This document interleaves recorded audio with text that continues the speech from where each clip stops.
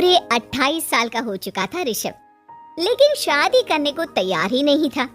माँ बाप पूरी तरह से परेशान हो चुके थे। जब भी किसी लड़की का रिश्ता ऋषभ के लिए लेकर आते तो वो शादी करने से साफ मना कर देता, चाहे लड़की कितनी भी सुंदर, कितनी भी अच्छी क्यों ना हो। ऋषभ के माँ बाप को इसकी वजह समझ में नहीं आ रही थी। अरे ऋषभ बेटा, अच्छी खासी नौकरी लग गई है, दिखता भी इतना अच्छा है, आखिर बात क्या है, तुझे शादी क्यों नहीं करनी? देख, तू हमारा इकलौता बेटा है, अगर तू शादी नहीं करेगा तो कैसे काम चलेगा? लेकिन मैं शादी करना ही नहीं चाहता, मुझे कोई लड़की पसंद नहीं आती। अरे बेटा, अगर कोई लड़की तुझे पसंद हो तो उससे शादी कर ले, हमें कोई ऐतराज नहीं है। हाँ ऋषभ बेटा, अब देख, तेरी माँ से भी काम नहीं होता। घर में एक बहू आ जाएगी तो कम से कम घर का माहौल भी अच्छा होगा और तेरी माँ को मदद भी मिल जाएगी। लेकिन मम्मी पापा कहाँ ना, मुझे लड़कियाँ पसंद ही नहीं आती। अरे लड़कियाँ पसंद नहीं आती तो क्या लड़का पसंद आता है? वो तो वक्त आने पर ही पता चलेगा। ऋषभ की बात सुनकर उसके माँ और पापा का सर चकरा जाता है। कुछ दिनों के लिए ऋषभ अपने ऑफिस के काम से शहर से बाहर जाता है और जब लौट कर आता है तो सामने का नजारा देखकर उसके माँ पापा बेहोश होते होते रह जाते हैं। अरे ये क्या, ये तुम्हारे साथ कौन है? माँ, ये दीपक है, मेरी पत्नी। हम दोनों ने शादी कर ली है। दीपक तुम्हारी पत्नी कैसे हो सकता है? अरे दीपिका होती तो बात समझ में भी आती, ये तो लड़का है। तो क्या हुआ पापा, आजकल तो ये सब फैशन में है और मैंने आपको बताया था कि मुझे लड़कियां पसंद नहीं आती। अरे तो इसका मतलब ये थोड़ी है कि तुम दीपक को दीपिका बनाकर ले आओगे। मुझे बहू चाहिए, बहू के रूप में, ये आदमी नहीं। लेकिन मम्मी जी, मैं आपकी बेटे से बहुत प्यार करती हूँ, मेरा मतलब करता हूँ। अरे इसको तो करता हूँ करती हूँ का अंतर भी नहीं पता, लेकर जाए इसे वापस। अगर आपने इसे घर से बाहर निकाला पापा तो मैं भी इसे के साथ चला जाऊंगा। मैं ऋषभ के बिना जी नहीं सकती, मेरा मतलब जी नहीं सकता। हमारा जिंदगी भर का साथ है, प्लीज हमें अलग मत कीजिए मम्मी जी, पापा जी। हे भगवान, ये तूने क्या दिन दिखाया? तेरे बेटे को थोड़ी अकल दे दे, लड़के को बहू बनाकर घर में ले आया है। अब क्या होगा, हम दुनिया को क्या मुंह दिखाएंगे? माँ बेकार में परेशान हो रही हो, दीपक आपके सारे काम करेगी और एक अच्छी बहू की तरह आपके साथ रहेगी, देखना। पहले तो खुद तो क्लियर कर ले कि यह कुछ करेगा या करेगी, बाद में हम सोचते हैं कि हम क्या करें। बहू के आने के बाद क्या कहते हैं, मुंह दिखाई की रस्म, तो आप भी वही कर लीजिए। आप चाहे तो मैं पूरे मोहल्ले में न्योता दे आती हूँ। अरे रहने दे, तेरी वजह से बेइज्जती और ज्यादा होगी। आई बड़ी, अब मेरा मतलब है आया बड़ा न्योता देने वाला। अगले दिन सुबह के वक्त दीपक बड़ी नजाकत से चलता हुआ सबके लिए चाय बनाकर सुबह सुबह बालकनी में आ जाता है। प्रणाम मम्मी जी, प्रणाम पापा जी। ये देखिए, चाय बिल्कुल आपकी पसंद की है। मुझे ऋषभ ने सब कुछ बता दिया था कि आपको क्या क्या पसंद है।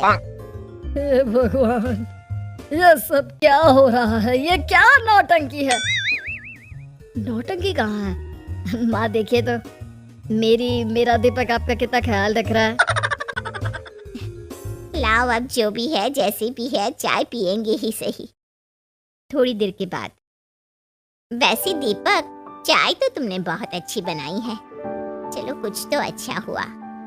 अगले दिन, आज सुनते हैं, आज पैरों में बड़ा दर्द हो रहा है, लग रहा है घुटनों में फिर से कुछ न कुछ प्रॉब्लम हो रही है। डॉक्टर ने वो दवाई दी थी, उसकी मालिश करो ना अपने घुटनों पर, आराम मिल जाएगा। वो क्या है ना, खुद के हाथों से ठीक से मालिश नहीं हो पाती। अरे मम्मी जी, आपको परेशान होने की क्या जरूरत है, मैं हूँ ना, लाइए मैं आपके पैरों पर मालिश कर देता हूँ, मेरा मतलब कर देती हूँ। अरे रहने दे, रहने दे, घर में बहू होती तो सेवा करती, यहाँ तो आदमी बहू बनकर बैठा हुआ है। मम्मी जी नाराज मत होइए, एक बार मुझे मौका तो दीजिए आपकी सेवा करने का। अच्छा ठीक है, ये ले दवाई लगा दे। दीपक बहुत अच्छे तरीके से घुटनों की मालिश करता है। थोड़ी देर के बाद इतना आराम मिल रहा है क्या बताऊं। ऐसा लग रहा है मेरे घुटनों में कभी तकलीफ थी ही नहीं। लगता है तुम्हारी लड़का बनी हुई बहू तुम्हें पसंद आने लगी है। ऐसा कुछ भी नहीं है, वो तो बस इतने अच्छे से मालिश की इसलिए मैंने इसकी तारीफ कर दी। मम्मी जी पापा जी आपस में लड़ाई नहीं करते। अच्छा आप ये बताइए शाम के खाने में क्या खाएंगे? पनीर, दाल मखनी, पुलाव, कुछ भी स्पेशल बता दीजिए। अरे भाई ये सारी चीजें मुझे तो खाने में बहुत ही पसंद है।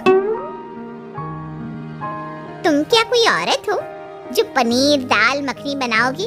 हाँ, अरे लड़का हो तो लड़के की तरह बिहेव किया करो ना।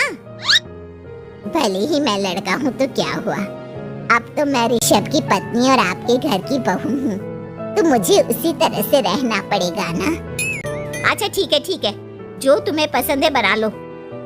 आदमी रसोई में खाना बनाते हुए कैसे लगते हैं, जरा मैं भी तो देखूं। शाम को दीपक सबके लिए अच्छा सा खाना बनाकर डाइनिंग टेबल पर लगा देता है। ऋषभ ऑफिस से जब लौट कर आता है, सब लोग खाना खाने के लिए बैठ जाते हैं। अरे वाह, क्या गजब का पनीर और दाल मखनी बनाई है। ऐसा जायका तो होटल के खाने में भी नहीं आता। दीपक कितना अच्छा खाना बनाती हो, मेरा मतलब बनाते हो। तुम्हारी इसी अदा की वजह से तो मुझे तुमसे प्यार हो गया। अरे बहुत हो गया, आदमी होकर आदमी से प्यार करते हो। अरे लेकिन कुछ भी कहो, जरा खाना खा कर तो देखो ऋषभ की माँ, मजा आ जाएगा। हाँ वैसे बात तो आपकी सही है, खाना तो वाकई में लाजवाब है। इतना स्वादिष्ट पनीर तो मैंने अपनी जिंदगी में नहीं खाया। कितना अच्छा होता अगर ये दीपक दीपिका होती।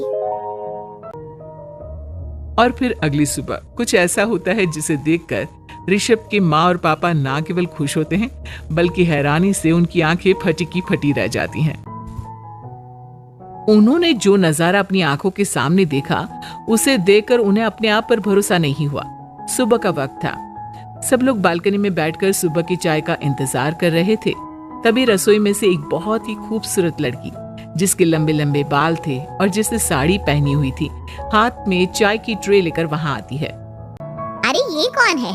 रातों रात हमारा लड़की बहू बन गया क्या? मुझे लगता है कोई सपना देख रहा है। इतनी सुंदर बहू तो हमने सपने में भी नहीं देखी। देखा माँ, जादू हो गया जादू। अरे लेकिन ये है कौन? तुम्हारा वो आदमी वाला पत्नी कहाँ चला गया? आपने मुझे पहचाना नहीं? मैं दीपक नहीं दीपिका हूँ। इतने दिन से लड़के के कपड़े पहनकर आपके घर में आपकी बहू बनी हुई थी। माँ ये दीपक नहीं, दरअसल ये दीपिका थी, लेकिन इसे लड़कों की तरह रहने का शौक था और इसे लड़की की तरह रहना मंजूर नहीं था, इसलिए मैं इसे लड़के के रूप में आपकी बहू बनाकर यहाँ ले आया। तो फिर अचानक ये उसका हृदय परिवर्तन और रूप परिवर्तन कैसे हो गया? वो क्या है ना, मुझे बाद में एहसास हुआ कि आप लोग इस बात को लेकर बहुत दुखी हैं कि आपके बेटे ने एक लड़की के साथ शादी की है, इसलिए मैं अपने असली रूप में वापस आ गई। हमने कोई पुण्य कर्म किए होंगे जो तुम्हारे जैसा, मेरा मतलब तुम्हारे जैसी बहू मिली, इतनी खूबसूरत और इतना ख्याल रखने वाली। भला हो भगवान का कि हमें लड़की बहू मिली है, लड़का बहू नहीं।